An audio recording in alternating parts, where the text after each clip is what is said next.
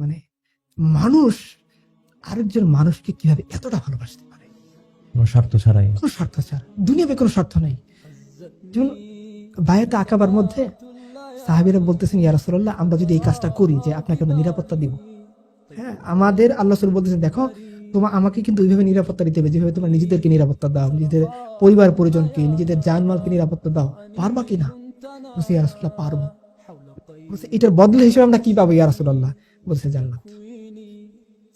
দুনিয়াতে কোনো কিছুর লোক কিন্তু আল্লাহ দেয়, আমি যদি ক্ষমতা চাইতে পাই তোমাকে মন্ত্রী বানাবো, তোমাকে অর্থ উপদেষ্টা বানাবো, কোনো কিছু আল্লাহ রাসূল বলেন একটা শব্দ বলছেন, শুধু জান্নাত। ইভেন এমন জিনিস যেটা আমরা চোখে দেখি নাই বা সাহাবীরা চোখে দেখে নাই, ওইটার জন্য তারা রাজি হয়ে গেছেন। এবং কি হয়েছে, আম্মা জান আয়েশাকে জিজ্ঞাসা করা হয়েছে, বলেন তো আল্লাহ রাসূল বেশি সুন্দর না ইউসুফ আলাইহিস সালাম বেশি সুন্দর? তো আম্মা জান আয়েশা বলছেন, আর ইউসুফের জন্য মানুষ হাত কেটে দিয়েছে আর আল্লাহ রাসূলের জন্য গলা কেটে দিয়েছে, জীবনকে কুরবানি করে দিয়েছে না। উহুদের যুদ্ধের মধ্যে একজন সাহাবীকে আনা হয়েছে রাসূল সাল্লাল্লাহু আলাইহি ওয়াসাল্লাম পায়ের কাছে, তিনি খুব আহত অবস্থায়। আল্লাহ রাসূল বলছে, তোমার এই অবস্থা কেন? বলছে, ইয়া রাসূলুল্লাহ, যুদ্ধ শুরুর আগে আমি দোয়া করছিলাম যাতে আমার মৃত্যুটা আপনার পায়ের কাছে হয়। ওই অবস্থা তিনি দুনিয়া থেকে বিদায় নিয়ে চলে গেছেন। মানে এই যে অবস্থা দেখেন, মানে জীবন দিয়ে দিচ্ছেন। যে খুবাইব ইবনে আদি রাদিয়াল্লাহু আনহু, তিনি কোন অবস্থায় মারা যাচ্ছেন? তার হাত কাটা হচ্ছে, তার পা কাটা হচ্ছে, তার নাক কাটা হচ্ছে। এর আগে তাকে অফার দেওয়া হয়েছে, আচ্ছা তোমার জায়গায় যদি মুহাম্মদকে হত্যা করি তোমরা সেটা মেনে নিবা, বা তোমার কাছে এটা কেমন ফিল হবে যে তোমার বদলে মুহাম্মদকে হত্যা করে ফেলি? বলছে, আরে মুহাম্মদ সাল্লাল্লাহু আলাইহি ওয়াসাল্লামকে হত্যা করবো তো দূরের কথা, তার গায়ে একটা কাটা ফুটবে এটা আমি সহ্য করবো না। তিনি হাসতে হাসতে তার জন্য জীবন দিয়ে এখানে চলে গেছেন। সুশীলরা কিন্তু একটা কথা বলে যে, দেখো এখানে তো দেশের জন্য সৈন্যরা তো কি করে, দেশের জন্য জীবন দেয়, কিন্তু তাদের জন্য তো একটা ইনকামের ব্যবস্থা থাকে, অথবা সে শহীদ ইন্তেকালের পর তার ফ্যামিলিকে চালানোর জন্য সরকার চালায়। কিন্তু এখানে দেখা যাচ্ছে কি সাহাবীরা নিজেরাই অর্থ সম্পদ ঢেলে দিচ্ছে সবকিছু দিয়ে।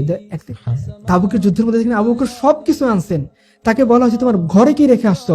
বলছে, ঘরে এবং আল্লাহ তার রাসূলকে রেখে আসছে। সবকিছু দেওয়ার পর একটা ব্যক্তি স্যাটিসফাইড, কোনো অবজেকশন নেই। দিন মানার পরে যে তারা না খেয়ে থাকতেছেন না, খন্দকের যুদ্ধের মধ্যে পাথর বাঁধতেছেন, দেখেন এই পাথর বাঁধা অবস্থায় খাবার নেই। একজন সাহাবী এসে বলেন, ইয়া রাসূলুল্লাহ, দেখেন আমার পেটের মধ্যে পাথর বাঁধা, খাইতে পারিনি, দুর্গন্ধ চর্বি, খুব কষ্টে আছি। রাসূল সাল্লাল্লাহু আলাইহি ওয়াসাল্লাম তার বুক খুলে দেখছেন, দেখেন আমার বুকে 2টা পাথর বাঁধা।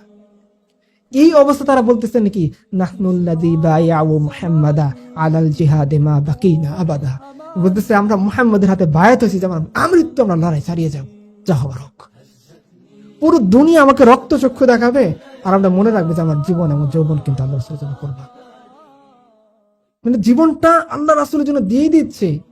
উহুদের যুদ্ধের মধ্যে দেখেন এক একজন সাহাবাকে কিমা বানিয়ে টুকরো টুকরো করে ফেলা হচ্ছে, কোনো অবজেকশন নাই, কোনো অবজেকশন নাই যে কেন আমাদের জীবনটা এর জন্য আমি দিয়ে দিব, কোনো অবজেকশন নাই। হামজা ইবনে আব্দুল মুত্তালিব কি করছেন? আল্লাহ রাসূল সাল্লাল্লাহু আলাইহি ওয়াসাল্লাম বলেন যে সোফিয়া কষ্ট পাবে, যদি এই ধারণা আমার না হতো তাহলে হামজার লাশকে আমি এখানে রেখে যেতাম। আল্লাহর কাছ থেকে তার লাশ টুকরো করে ফেলা হয়েছে না, এই উহুদের ময়দানে আমি লাশগুলো সরিয়ে ছিঁড়ে যেতাম, কিয়ামত দিন আল্লাহর কাছ থেকে লাশ আমি বুঝে নিতাম। কিন্তু সোফিয়া কষ্ট পাবে তার বোন, এই জন্য আমি লাশটাকে এইভাবে নিয়েছি। আল্লাহ বাচ্চা শিশুর মতো কাঁদতেছেন, তার চাচা কেন মারা গেলেন?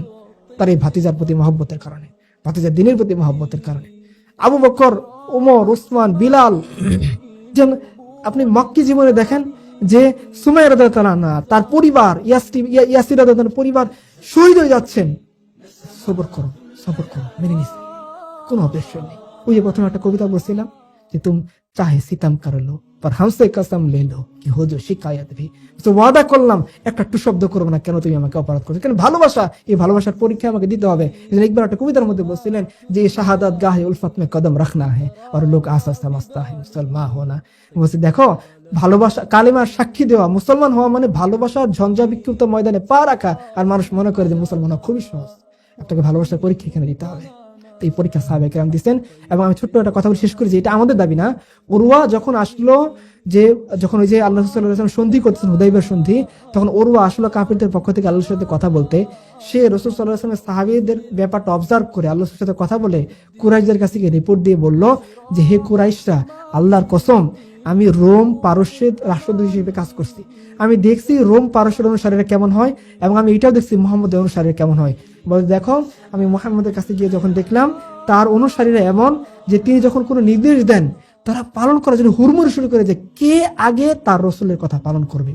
তিনি যখন কথা বলেন সবাই এত স্নিগ্ধভাবে শান্তভাবে কথা শুনেন, মনে হয় তাদের মাথার উপর কাক বসে আছে, একটা মানুষের টু শব্দ করতেছেন না, তার দিকে কেউ চোখ তুলে তাকাচ্ছে না। বুঝে তিনি যখন অজু করেন, অজুর পানি নেওয়ার জন্য তাদের মধ্যে কাড়াকাড়ি শুরু হয়ে যায়, যে কেউ ফজরের পানি নিছে তাকে বলে দেখো ভাই তুমি ফজরের পানি নিছো, আসরের পানিটা আমাকে দিও। আসরের পানি কেউ নিছে তাকে বলে দেখো ভাই তুমি আসরের পানি নিছো, মাগরিবের পানিটা আমাকে দিও। মাগরিবের পানি নিছো, ঈশার পানিটা আমাকে দিও। কাড়াকাড়ি শুরু হয়ে যায় কে রাসূলুল্লাহ সাল্লাল্লাহু আলাইহি ওয়াসাল্লামের অজুর পানি আগে নিবে। ইভেন উনি ওরা বলতেছে যে আল্লাহ রাসূল যদি কোনো থুতু ফেলেন, কোন সাহাবী সেটা মাটিতে ফেলতে দেন না, হাত পেতে বলেন ইয়া রাসূলুল্লাহ আমার হাতে থুতু ফেলেন। আর কোন সাহাবী বলেন ইয়া রাসূলুল্লাহ এখন আমার হাতে থুতু ফেলেন। ওই থুতু তারা এভাবে হাত দিয়ে নিজের চেহারা নিজের শরীরের মধ্যে মেখে নেয়। এবং ওরা বলছে আল্লাহর কসম তোমরা কখনো এদেরকে পরাজিত করতে পারবে না, তোমরা ওর সাথে সন্ধি করে নাও। কাফের সাক্ষ্য দিচ্ছে যে এরকম ভালোবাসার নজির সে জিন্দেগিতে আর দেখে নাই। এটা কাফের সাক্ষ্য।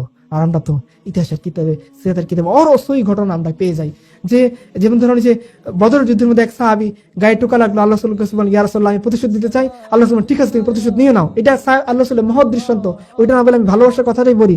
তো তিনি প্রতিশোধ না নিয়ে আল্লাহ রাসূলের ওই পেট মুবারকে চুমু খেলেন। আল্লাহ রাসূল বলেন কি ব্যাপার তুমি না চাইছো যে প্রতিশোধ নিবা?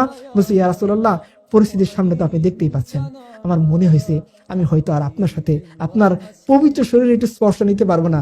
আমার মনে হয়েছে যে জীবনটা দেওয়ার আগে আপনার পবিত্র শরীরে একটু স্পর্শ নেই, এই জন্য আপনাকে চুমু খেয়ে স্পর্শটা নিয়ে আমি এখন শান্তিতে মরে যেতে পারবো। এই যে ভালোবাসা, এটা আমাকে সবচেয়ে বেশি আবগাপ্লুত করছে। এবং একটা এক্সাম্পল দেখেন, মুয়াজ ইবনে জাবালকে যখন ইয়েমেনের গভর্নর বানিয়ে পাঠাচ্ছেন, আল্লাহ রাসূল মুয়াজের উটের রশি ধরে আছে, মুয়াজ উটের উপরে বসে, আল্লাহ রাসূল তাকে বলতেছে মুয়াজ এটা করবা ওটা করবা, আহলে কিতাবদের যারা যাচ্ছ ওদেরকে বলবা। লাস্টে আল্লাহ রাসূল বলেন মুয়াজ হয়তো তুমি এরপরে এমন একটা পরিস্থিতিতে তুমি মদিনায় আসবা যে তুমি আমার কবরের পাশ দিয়ে যাইতেছ, মসজিদে নববীতে আমার কবরের পাশ দিয়ে তুমি যাচ্ছ, এরকম হইতে পারে।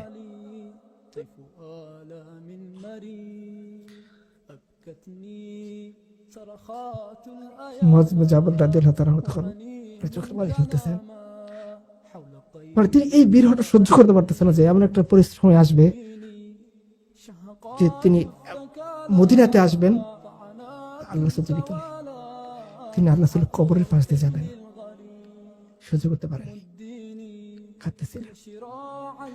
আল্লাহ যখন মারা গেলেন বিলাল রাদিয়াল্লাহু তাআলা আযান দেন নাই, চলে গেছে। তাকে বলা হয়েছে যে একটা আযান দাও।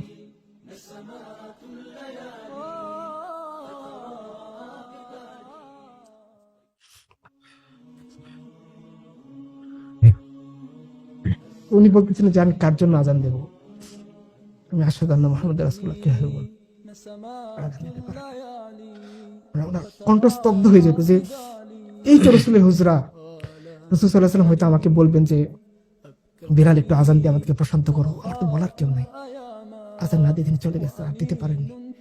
এই যে ভালোবাসার, আমার মনে হয় যে আমি এইটার কথা দেখিনি রাসূল সাল্লাল্লাহু আলাইহি ওয়াসাল্লাম সাহাবীদের ভালোবাসা। তো সাহাবীদের এই কুরবানি ভালোবাসা মানে আমাদের কাছে এখন শুধুই ঘটনা, আমরা রাসূল সাল্লাল্লাহু আলাইহি ওয়াসাল্লামকে শুধু মানে মুখেই ভালোবাসতে পারছি, আদর্শ ধারণ করতে পারি না। আমাদের উম্মাহ তো তার ভালোবাসার জায়গাটা তার মেয়ে, একজন নাজাস মেয়েকে দেখে লাভ করে রাখছে। এটা বেশি কষ্ট কি হতে পারে, যেখানে আল্লাহ তার রাসূল হওয়ার যোগ্য ছিলেন বা হকদার ছিলেন, সেখানে সে একটা মেয়েকে ফিরা করে রাখছে। সে বলতেছে তুসমি রব দেখতা হে ইয়ার আমি কি আকার, সে বলতেছে যে আমি আমার রবকে তোর মুখে দেখতে পাই। এর চেয়ে নিকৃষ্ট পদক্ষেপ এই উম্মার জন্য নিতে পারে। তারপরে যে আল্লাহ আমাদের আযাব না দিয়ে টিকে রাখছেন, এটা আল্লাহর ইচ্ছা। আমাদের জন্য তো আযাব আসা জায়েজ ছিল, যখন আমরা বলতেছি তোর মধ্যে আমি আমার রবকে দেখতে পাই, সাজদে তার ঝুঁকতে আমার সিজদে আমার মাথা নত হয়ে যায় তোর প্রতি, আমাদের জন্য আযাব আসা জায়েজ ছিল। শুধু আল্লাহর রহম দিল, আল্লাহ রহমান রাহিম জন্য আযাব দেন নাই। আল্লাহ আমাদের বাঁচিয়ে রাখছে।